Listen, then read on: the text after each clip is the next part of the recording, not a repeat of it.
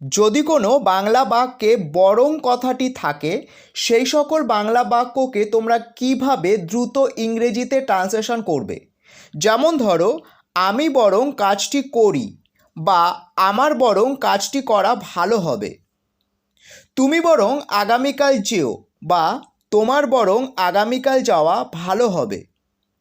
যদি কোনো বাংলা বাক্যে বরং কথাটি থাকে সেই সকল বাংলা বাক্যকে তোমরা কিভাবে দ্রুত ইংরেজিতে ট্রান্সলেশন করবে জানতে হলে you have to watch the video till the and.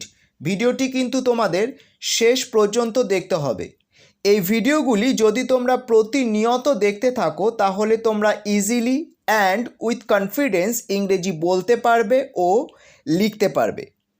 ক্লাসটি শুরু করার আগে যারা প্রথমবার আমার এই ভিডিওটি দেখছো, এখনও যারা চ্যানেলটিকে সাবস্ক্রাইব করোনি, please do subscribe our channel.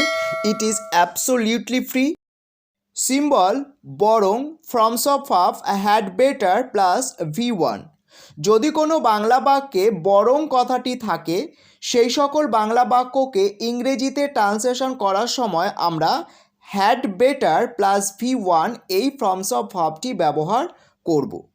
এখানে V1 বলতে ভার্বের প্রেজেন্ট ফর্মকে বোঝানো হয়েছে। যেমন ধরো, আমি বরং কাজটি করি, I had better do the work. I had better do the work. তোমার বরং আগামীকাল যাওয়া ভালো হবে, You had better go tomorrow. You had better go tomorrow.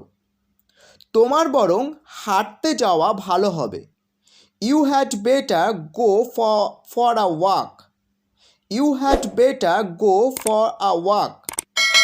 তুমি বরং তোমার বন্ধুদেরকে নিমন্ত্রণ করো, You had better invite your friends. You had better invite your friends.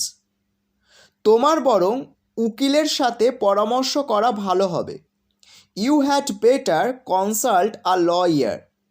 You had better consult a lawyer. আজকের এই সিম্বলটি নিয়ে যদি তোমাদের কোনো ডাউট থেকে থাকে তোমরা কিন্তু নিচের কমেন্ট বক্সে কমেন্ট করে জানাতে পারো। আজ এই পর্যন্ত, দেখা হবে পরবর্তী ভিডিওটিতে একটি নতুন সিম্বল নিয়ে। ততক্ষণ ভালো থেকো, সুস্থ থেকো।